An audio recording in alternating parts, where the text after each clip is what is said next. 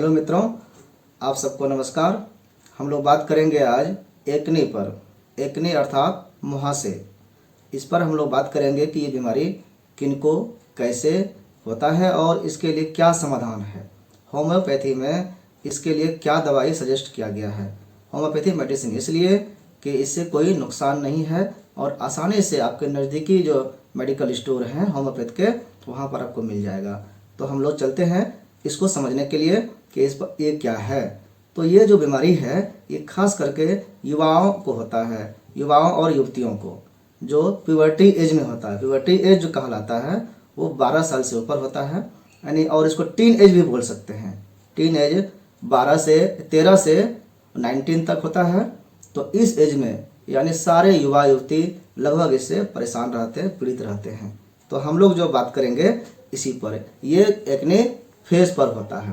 Face पे जो होता है वो दाने हो जाते हैं, छोटे छोटे दाने जो चेहरे पर होता है, और वो सोयल होता है, पक जाता है, पेन होता है, देखने में खराब लगता है, लोग सामने आने से बचने लगते हैं। तो सुंदरता का ये परिचायक नहीं है, उसका विरोधी है। तो हम लोग इसको ठीक करने के बारे में सोचेंगे। तो चलते हैं, इसका पहला मेडिसिन क्या है। जब ये नवीन बीमारी हो, अगर नई बीमारी है, तो उसमें हम लोग देखेंगे इसको कार्बोवेज लेके चलेंगे। कार्बोवेज मेडिसिन है, 30 पोटेंसी में रखेंगे। जो भी मेडिसिन हम चर्चा करेंगे उसका जो पोटेंसी है, उसका पावर जो है वो 30 पर चलेंगे, 30 पावर में। तो नए रोग हैं नौजवानों को, तो कार्बोवेज लेंगे। और अगर वो बहुत दिनों से है, कुछ समय हो गया है, तो हम लोग कालीब्रोम उसके लिए प्रयोग करेंगे।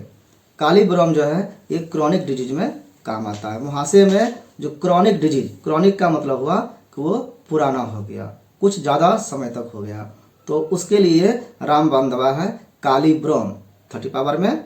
अगर आप 1 पावर में लेते हैं और फ़ायदा नहीं होता है तो पोटेंसी चेंज कर सकते हैं। आप में जो लक्षण मैच करेगा आप वही मेडिसिन लेंगे, और एक समय में कोशिश करेंगे कि एक ही मेडिसिन लेंगे।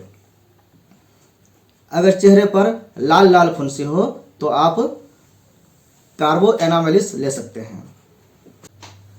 और दूसरा तरीका है इसको समझने के लिए कि 2 तरह के व्यक्ति हैं, एक दुबले पतले, एक मोटे ताजे। तो जो तंदुरुस्त हैं उनके लिए आप बेलाडोना का प्रयोग कर दें। रेडनेस होनी चाहिए, मेन पहचान है लालीपन। और तंदुरुस्त है तो बेलाडोना, और दुबले पतले है तो एसिड फॉस प्रयोग कर देंगे।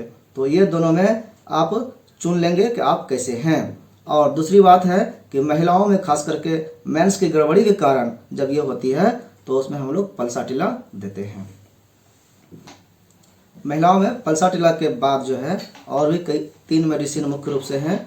जैसे कि मेंस होना है, 28 दिन में होता है, ये होने के 1 दिन 2 दिन पहले से चेहरे पर दाना निकलना शुरू हो गया, और जब मेंस खत्म हुआ तो फिर ये ठीक हो गया। इसके लिए डलका मारा का प्रयोग करते हैं। और ठीक से मेंस नहीं हो रहा है, पेनफुल हो रहा है, कम हो रहा है या बहुत ज़्यादा हो रहा है, मेंस की ये गड़बड़ी है, तो सैगुनेरिया का प्रयोग करते हैं। सैगुनेरिया मेडिसिन है। और अगर यूट्रस में कोई प्रॉब्लम है, यूट्रस जरायु बोलते हैं जिसको, तो उसमें अगर कोई फैटी हो गया है, उसमें ट्यूमर हो गया है, ऐसी कोई बात है, डॉक्टर से आपको पता चला, ऐसे आसानी से पता चलेगा नहीं, तो उसमें हम लोग हाइड्रोकोटाइल सजेस्ट करते हैं।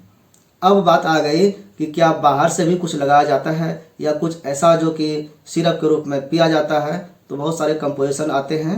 आप बर्बेरिस एक्यूफेलियम जो ब्लड प्यूरिफाई करेगा, और 2 मेडिसिन और है, आप उसमें से एक ले सकते हैं, एजा डायरेक्टा जो नीम से बना है।